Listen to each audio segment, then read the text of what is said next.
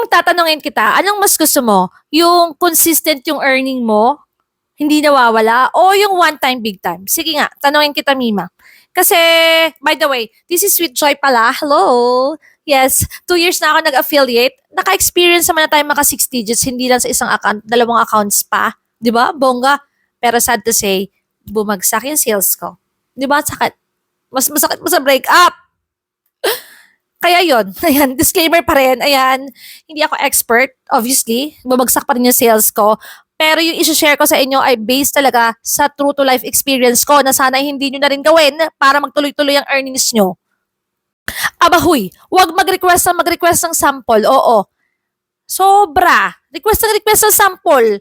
Na-overwhelm ako nun eh. Oo, kaya nag-request ng sample. Kaya ang ending, kahit hindi ko naman totoong ginagamit, ayan, sige, request ako. Tuwan-tuwa pa ako nung una, di ba? Hanggang sa halo-halo na yung product ko, nawala na yung niche ko, pati ako naguluhan na kung paano ko sila sabay-sabay ipopromote.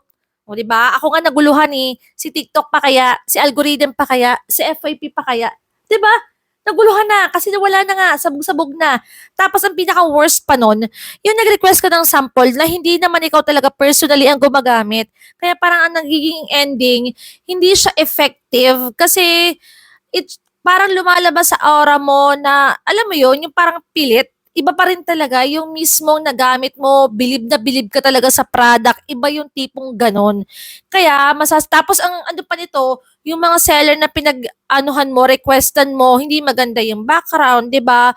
Palagi ubos ang stocks o kaya hindi naman mataas ang rating, kokonti ang followers ng seller mo. So, kumbaga, yung pinakang sa back end, yung ano natin, yung mga sellers na pinag-a-add natin ng mga products natin is hindi nga siya mataas yung mga ratings, yung mga star ratings, hindi masyado magaganda yung reviews, kaya nakakapangit din pala yun, oo.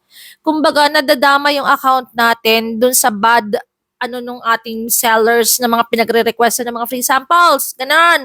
Tapos yun nga, aside pa doon, sabog-sabog na. Kaya please lang, wag mo nang ulitin. Hane, oo, so, kung gusto mo ng mga ganitong tips, yung mga don'ts, para magtuloy-tuloy ang success mo dito sa TikTok, ayan, mag-follow ka na rin at share mo na rin to para ma-remind ka na wag mag-request ng sample or wag, tawag dito, mag-promote ng mga samples na hindi naman talaga personally ginagamit or hindi naman talaga personally nabilib ka, kaya wag mo nang gawin yun. Wag mo nang ulitin, wag mo na akong gayahin. So, yun lang. Good luck sa atin.